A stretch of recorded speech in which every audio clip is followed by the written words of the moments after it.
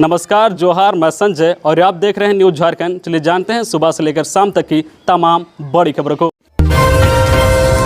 Jharkhand cabinet की बैठक शुरू, कर्मचारियों के हित में लिए जाएंगे अहम फैसले। 2 दर्जन से ज्यादा प्रस्ताव पर हो सकती है सहमति। झारखंड कैबिनेट की बैठक आज शाम 4 बजे से हो रही है। बैठक की अध्यक्षता मुख्यमंत्री हेमंत सोरेन कर रहे हैं। इस बैठक में 24 से ज्यादा प्रस्तावों पर सहमति बन सकती है। बैठक में राज्य के कर्मचारियों के लिए बड़ी सौगात का ऐलान किया जा सकता है, जिसकी चर्चा लंबे समय से चल रही है। इस बैठक में सरकार कैशलेस चिकित्सा सुविधा का भी ऐलान कर सकती है। हेमंत सरकार ने राज्य में कर्मचारियों के लिए पुरानी पेंशन योजना की भी सौगात दी है, जिसमें कर्मचारियों को यह मौका दिया है कि वह नई और पुरानी पेंशन योजना में से अपनी सुविधा अनुसार पेंशन योजना का चयन कर सकते हैं। इधर आज कैबिनेट की बैठक में राज्य कर्मियों के महंगाई भत्ता बढ़ाने पर भी फैसला किया जा सकता है। महंगाई भत्ता बढ़ाने का प्रस्ताव केंद्र सरकार के तर्ज पर लागू हो सकता है। 4% महंगाई भत्ता बढ़ाने का प्रस्ताव कैबिनेट को भेजा गया है। इससे राज्य के 1,93,000 कर्मचारियों को लाभ होगा। महंगाई भत्ता 34% से बढ़कर 38% हो जाएगा। प्रस्ताव को स्वीकृति मिली तो यह 1 जुलाई 2022 की तिथि से प्रभावी होगी। मुलायम सिंह यादव के निधन पर सीएम हेमंत सोरेन समेत आला नेताओं ने शोक जताया। सोमवार सुबह उत्तर प्रदेश के पूर्व मुख्यमंत्री मुलायम सिंह यादव का निधन हो गया। मुलायम सिंह यादव ने गुरुग्राम के मेदांता अस्पताल में सुबह 8:16 पर अंतिम सांस ली। मुलायम सिंह यादव को 22 अगस्त को मेदांता अस्पताल में भर्ती किया गया था। 1 अक्टूबर की रात को आईसीयू में शिफ्ट किया गया था। मेदांता के डॉक्टर का पैनल मुलायम सिंह यादव का इलाज कर रहा था। इसको लेकर देश के सियासी इलाकों में शोक की लहर है। देश और प्रदेश के नेता श्रद्धांजलि दे रहे हैं।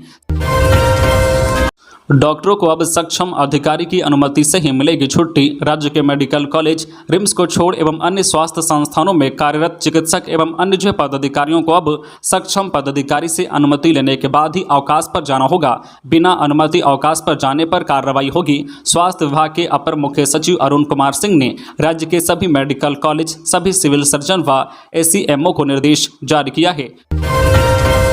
मुलायम सिंह के निधन पर सीएम हेमंत सोरेन सहित झारखंड के कई नेताओं ने दी श्रद्धांजलि। गुरुग्राम के मेदांता अस्पताल में भर्ती समाजवादी पार्टी के संस्थापक मुलायम सिंह यादव का आज इलाज के दौरान निधन हो गया। उनके निधन पर झारखंड के सीएम हेमंत सोरेन सहित कई मंत्री नेताओं ने ट्वीट कर श्रद्धांजलि दी।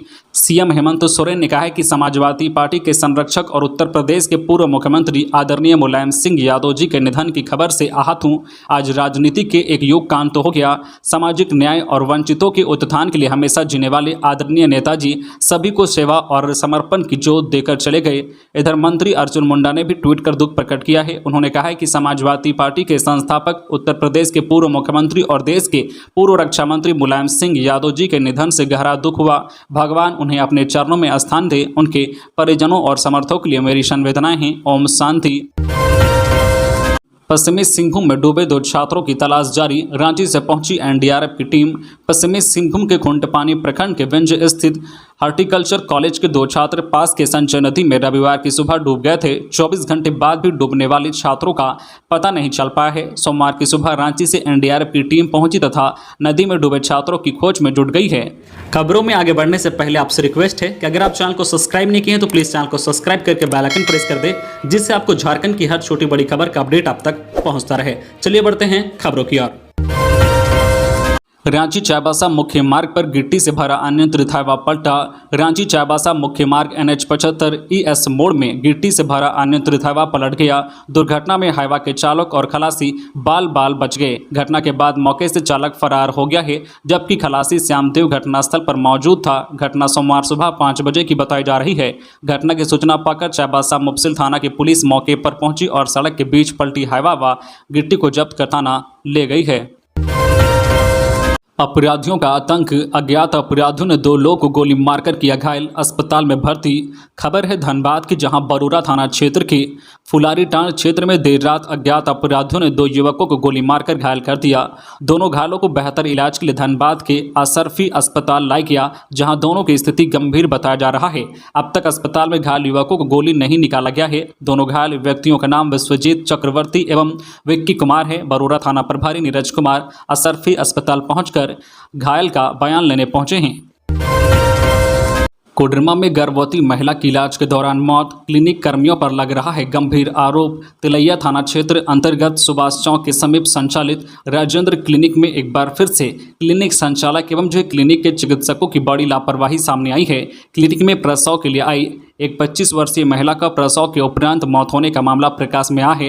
मृतका की पहचान बरही थाना क्षेत्र के चंदा बिघा निवासी रमेश यादव की 25 वर्षीय पत्नी कौशल्या देवी के रूप में हुई है। जानकारी के अनुसार मृतका कौशल्या देवी को प्रसव पीड़ा होने पर राजेंद्र क्लिनिक में भर्ती कराया गया था। भर्ती के कुछ मिनटों के बाद ही महिला का बड़ा ऑपरेशन से प्रसव कराया गया।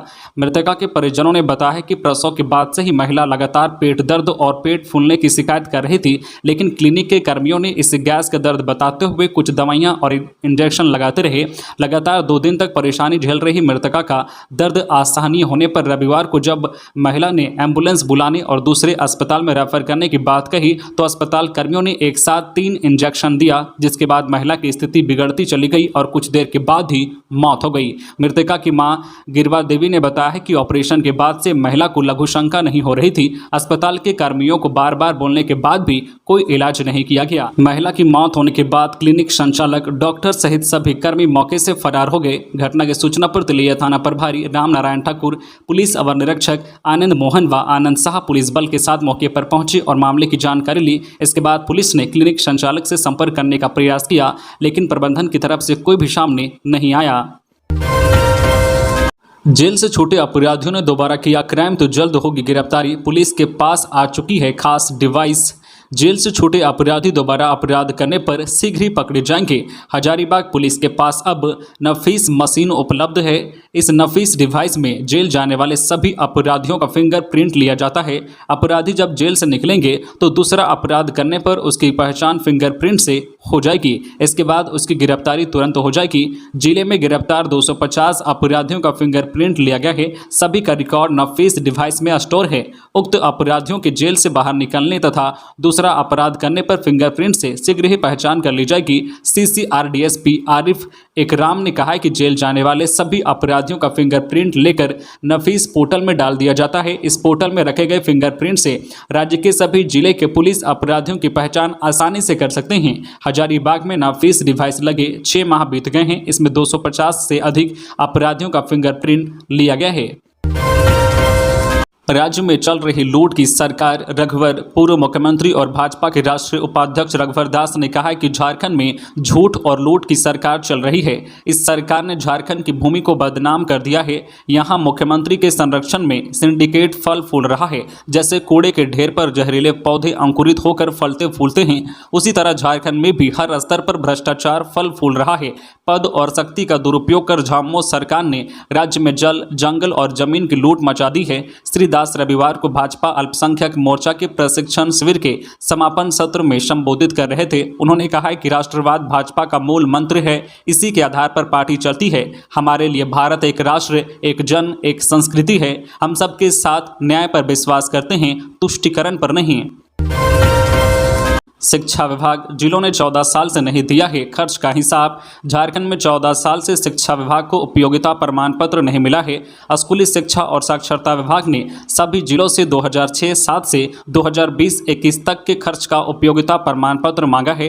इसके लिए प्राथमिक शिक्षा निदेशक चंद्रशेखर ने सभी जिला शिक्षा अधीक्षकों को निर्देश जारी किया है। शिक्षा विभाग ने महालेखाकार के निर्देश के बाद जिलों से 15 अक्टूबर तक रिपोर्ट भेजने को कहा है। जिलों को स्पष्ट कहा गया है कि महालेखाकार कार्यालय रांची से पूछा गया है कि 2006-07 से 2019-20 तक जिले में निकासी की गई राशि का उपयोगिता प्रमाण पत्र उपलब्ध नहीं कराया गया है। इसके लिए वित्त विभाग ने लंबित उपयोगिता प्रमाण पत्र महालेखाकार को उपलब्ध कराने को कहा था। जिलों को वित्तीय वर्ष प्राप्त आवंटन आने की तारीख, खर्च और बची राशि जो वापस की गई है उसकी जानकारी देनी है। शिक्षा विभाग ने स्पष्ट किया है कि निर्धारित समय पर उपयोगिता प्रमाण पत्र नहीं देने वाले जिलों पर कार्रवाई होगी। चेक बाउंस होने पर अन्य खाते से कट सकते हैं पैसे। चेक बाउंस के मामले से प्रभावी तरीके से निपटने के लिए केंद्र सरकार कई कदम उठाने की तैयारी कर रही है। वित्त मंत्रालय चेक जारी करने वाले के अन्य खातों से पैसे काटने और ऐसे मामलों में नए खाते खोलने पर रोक लगाने जैसे कई कदमों पर विचार कर रहा है। चेक बाउंस के बढ़ते मामलों को देखते हुए मंत्रालय ने हाल में एक उच्च स्तरीय बैठक बुलाई थी, जिसमें इस तरह के कई सुझाव प्राप्त हुए हैं। दरअसल ऐसे मामलों से कानूनी प्रणाली पर भार बढ़ता है, इसलिए कुछ ऐसे से सुझाव दिए गए हैं, जिसमें कुछ कदम कानूनी प्रक्रिया से पहले उठाने होंगे। मसलन चेक जारी करने वाले के खाते में पर्याप्त पैसे नहीं हैं तो उसके अन्य खातों से राशि काट लेना। सूत्रों ने बताया कि अन्य सुझाव में चेक बाउंस के मामले को कर्ज चूक की तरह लेना और इसकी जानकारी ऋण सूचना कंपनियों को देना शामिल है, जिससे कि व्यक्ति के अंक कम किए जा सके। चक्रधरपुर के एक पान दुकान में अज्ञात चोरों ने 7,000 रुपए की चोरी। चक्रधरपुर पवन चौक समीप स्थित राज स्टोर में अज्ञात चोरों ने चोरी की। यह घटना सोमवार अहल सुबह 4:45 की है। चोरों ने सबसे पहले दुकान में लगे शटर को लोहे के रोड से खींचकर उसके अंदर घुसे और दुकान के गल्ला में रखा हुआ नगद 7,000 रुपए लेकर फरार हो गया। यह पूरी वारदात सीसीटीवी कैमरे में कैद हो गई है। इस संबंध में दुकान के मालिक नारायण अग्रवाल के भगना विक्की अग्रवाल ने चक्रधरपुर थाना में अज्ञात चोरों के खिलाफ मामला दर्ज कराया है।